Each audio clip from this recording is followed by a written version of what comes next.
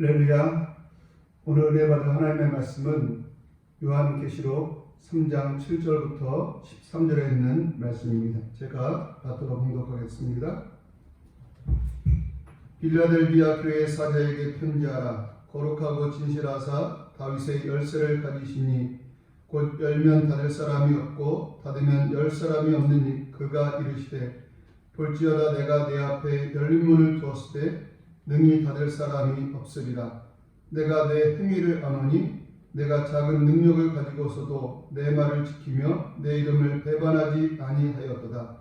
보라, 사탄의 회당 곧 자칭 유대인이라 하나 그렇지 아니하고 거짓말하는 자들 중에서 몇을 내게 주어 그들로 와서 내 발 앞에 절하게 하고 내가 너를 사랑하는 줄을 알게 하리라. 내가 나의 인내의 말씀을 지켰은즉 내가 또한 너를 지켜 시험의 때를 면하게 하리니 이는 장차 온 세상에 임하여 땅에 거하는 자들을 시험할 때라. 내가 속히 오리니 내가 가진 것을 굳게 잡아 아무도 내 멸류관을 빼앗지 못하게 하라. 이기는 자는 내 하나님 성전의 기둥이 되게 하리니 그가 결코 다시 나가지 아니하리라. 내가 하나님의 이름과 하나님의 성 곧 하늘에서 내 하나님께로부터 내려오는 새 예루살렘의 이름과 나의 새 이름을 그의 위에 기록하리라. 귀 있는 자는 성령이 교회들에게 하시는 말씀을 들을지어다. 아멘. 할렐루야. 우리 하나님은 주시기를 기뻐하시는 분입니다. 아버지가 자식에게 주고 또 주고 싶어하는 것처럼 할아버지가 손자에게 또 주고 더 주고 싶어하는 것처럼 우리 하나님은 주시기를 기뻐하시는 하나님이십니다. 그 하나님께서는 우리 사람을 만드시고 사람들에게 복을 주셨습니다. 사람들이 아무런 일도 하지 않았을 그때에 하나님께서 사람들에게 복을 주시며 이르시되 생육하고 번성하여 땅에 충만하라고 말씀하셨습니다. 그 하나님께서는 그 이후에도 계속적으로 우리에게 복을 주십니다. 성경 디모데후서 1장 7절에 보면 하나님이 우리에게 주신 것은 두려워하는 마음이 아니요 오직 능력과 사랑과 절제하는 마음이니라고 말씀하고 있습니다. 하나님 우리에게 이제 능력을 주셨고 사랑을 주셨고 절제하는 마음을 주셨다라고 말씀하고 있습니다. 그런데 하나님이 주신 능력은 저마다 다른 것을 보게 됩니다. 예수님의 비유에 등장하는 사람들 가운데 보면 어떤 사람에게는 금 1달란트를, 어떤 사람에게는 2달란트를, 어떤 사람에게는 5달란트를 준 것처럼 우리 사람들에게 하나님께서 주신 은혜가 저마다 다르다는 것입니다. 하나님이 주신 능력이 저마다 다르다는 것입니다. 왜 하나님께서는 이처럼 사람들에게 다른 능력을 주셨을까요? 어떤 사람에게는 많은 능력을 주고 어떤 사람은 왜 작은 능력을 주셨을까요? 그것은 달란트 비유를 통해서 보면 각각의 재능대로라고 말씀합니다. 각각 그 재능대로 하나님께서 달란트를 주신 것처럼 우리 각각의 재능에 따라서 우리에게 능력을 주셨다라고 말하고 있는 것입니다. 또 다른 이유가 있다면 그것은 바로 토기장의 비유를 통해서 알 수 있는 것처럼 우리 주님의 주권이라는 것입니다. 우리 주님의 마음에 따라서 어떤 사람에게는 능력을 많이 주시기도 하시고 어떤 사람은 능력을 작게도 주셨다는 것입니다. 오늘 살펴보고자 하는 본문은 빌라델비아 교회에 대한 내용인데 이 빌라델비아 교회는 안타깝게도 하나님으로부터 능력을 조금 받았습니다. 이 빌라델비아 교회 성도들은 하나님께로부터 많은 능력을 사모하고 많은 이제 힘을 갖기를 원했을 것이지만 하나님께서는 이 빌라델비아 교회에 작은 능력을 주셨다는 것입니다. 그러나 참으로 감사하고도 감사한 것은 이 빌라델비아 교회는 그렇게 자기에게 주어진 저들에게 주어진 작은 능력을 가지고 주님 앞에 칭찬을 받는 자들이셨다는 것입니다. 주님께 책망을 받는 것이 아니라 오히려 주님께 칭찬을 받았다는 것입니다. 그들은 작은 능력을 가지고도 주님이 기뻐하시는 일을 행함으로 말미암아 그들은 주님께로부터 칭찬을 받았는데 그 칭찬의 내용이 무엇입니까? 오늘 본문 8절에 보면 중반부부터 이렇게 말합니다. 내가 작은 능력을 가지고서도 내 말을 지키며 내 이름을 배반하지 아니하였도다 라고 합니다. 내가 작은 능력을 가지고도 내 말을 지키며 내 이름을 배반하지 아니하였다는 것입니다. 빌라델비아 교회는 작은 능력을 가졌지만 그들은 예수님의 말씀을 지켰다는 것입니다. 그러면 예수님의 어떤 말씀을 지켰을까요? 계시록 3장 10절에서 보면 내가 나의 인내의 말씀을 지켰은즉 이렇게 말합니다. 그들은 예수님의 인내의 말씀을 지켰다는 것입니다. 예수님의 말씀을 인내했다 혹은 예수님의 인내하라는 말씀을 지켰다라고 말할 수 있는 것입니다. 예수님은 우리 믿는 사람들에게 인내가 필요함을 말씀하셨습니다. 특별히 말세를 사는 성도들에게 인내가 필요함을 말씀하셨는데 왜냐하면 말세를 사는 성도들에게 주어지는 고통들이 너무너무 많기 때문입니다. 누가복음 21장 10절부터 19절 말씀 가운데 보면 이런 말씀이 있습니다. 말세에 되어질 일을 말씀하시면서 이렇게 말씀합니다.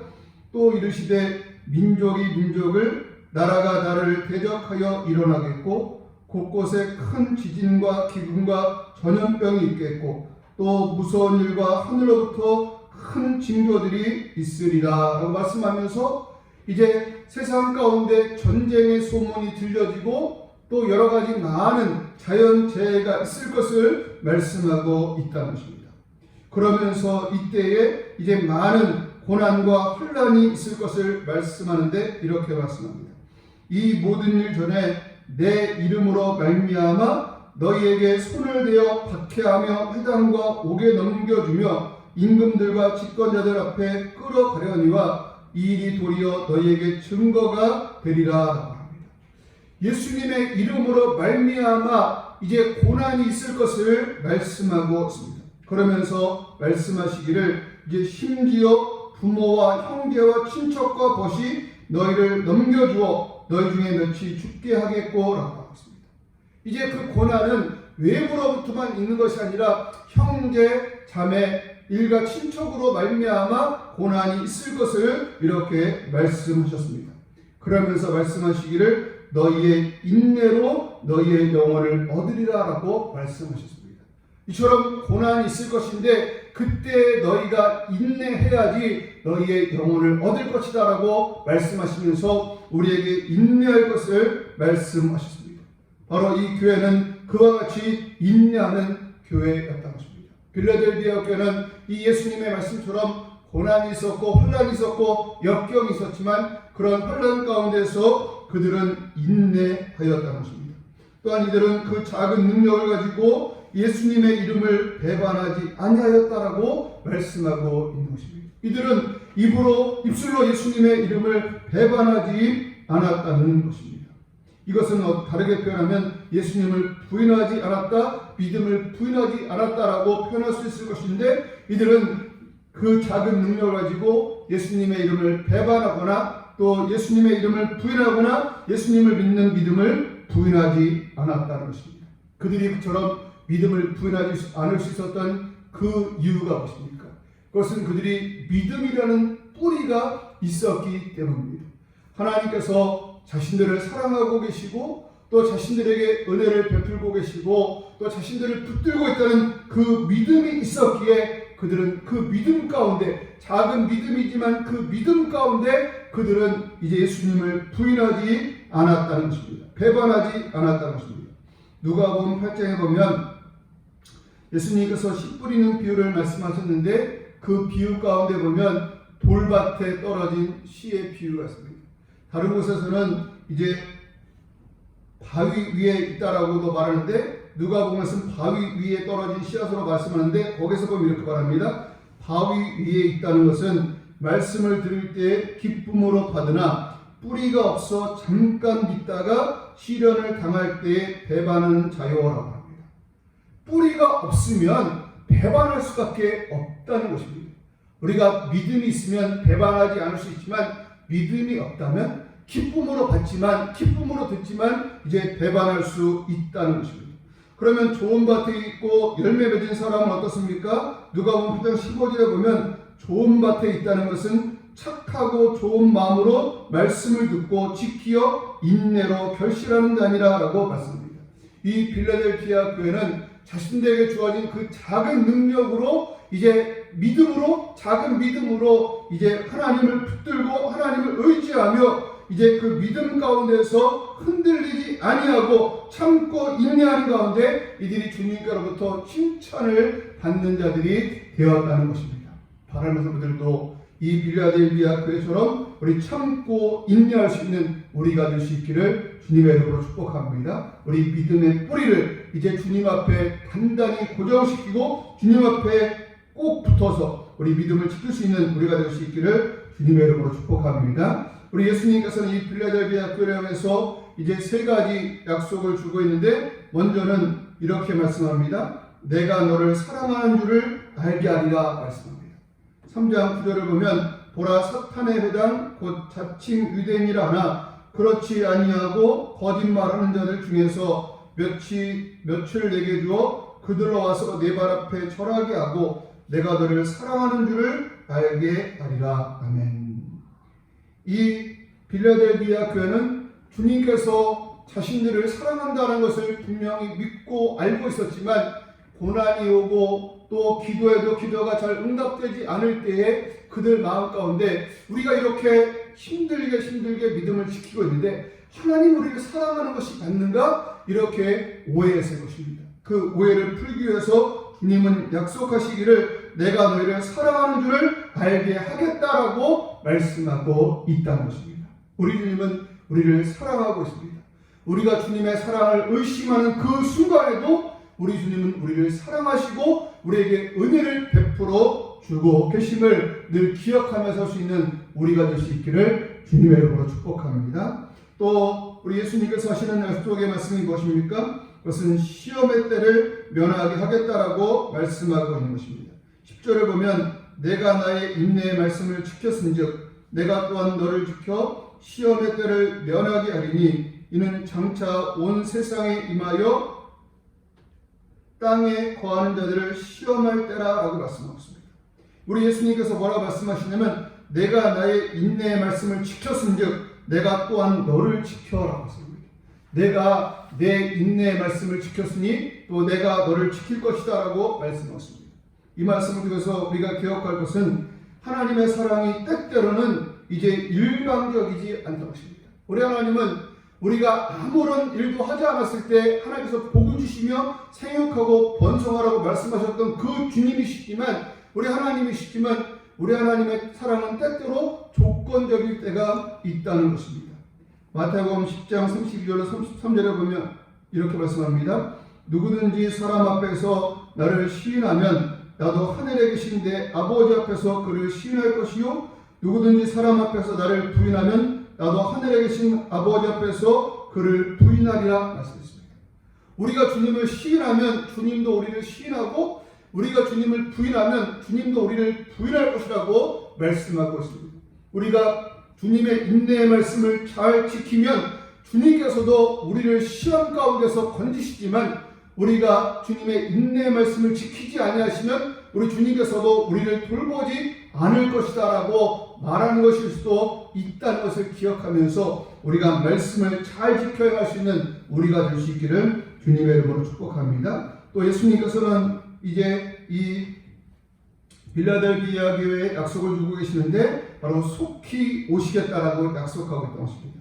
11절 말씀을 보면 내가 속히 오리니 내가 가진 것을 굳게 잡아 아무도 내 멸류관을 빼앗지 못하게 하라라고 말씀합니다.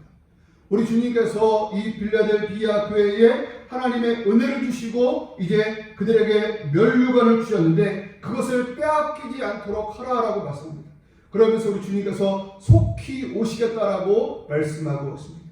그런데 우리는 살면서 하나님 앞에 기도하면서 하나님의 응답이 속히 오지 않을 때가 많이 있는 것을 우리는 너무너무 잘 알고 있습니다. 내가 하나님 앞에 열심히 기도하고 부르짖어 기도함에도 불구하고 하나님께서 속히 응답하지 않을 때가 있다는 것입니다. 그런데 주님은 분명히 말씀하시기를 내가 속히 오리라라고 말씀하고 있다는 것입니다. 그 이유가 무엇일까요? 왜 우리가 속히 오기를 원하는데 주님도 또한 속히 오겠다라고 약속하는데 왜 주님이 속히 오시지 않을까요? 그것은 우리가 생각하는 속히와 주님이 생각하는 속히가 다르다는 것입니다. 그러나 분명한 것은 우리가 기도하고 우리가 하나님 앞에 원하는 것, 우리의 시간에는 이루어지지 않지만 하나님께서 보실 때에 가장 필요하고 가장 정확한 타이밍에 절대로 이르지도 않고 절대로 늦지도 않은 타이밍에 우리에게 응답이 있을 것을 기억하면서 하나님 앞에 기도하고 하나님 앞에 구한 것은 무엇이든지 받을 수 있는, 받은 줄 우리가 믿을 수 있는 우리가 될 수 있기를 주님의 이름으로 축복합니다. 또 오늘 저는 이 말씀을 통해 살피면서 이제 생각하게 되는 것은 우리에게는 능력이 있다는 것입니다. 이 빌라델비아 교회처럼 작은 능력이 되었던 큰 능력이 되었던 우리에게는 저마다 능력이 있다는 것입니다. 그런데 이 능력이 이제 우리가 생각할 때는 나는 너무 능력이 없어, 나는 가진 것이 없어, 우리 교회는 너무 힘이 없어 이렇게 생각하지만 하나님께서 우리에게 주신 능력은 너무너무 큰 능력이라는 것입니다.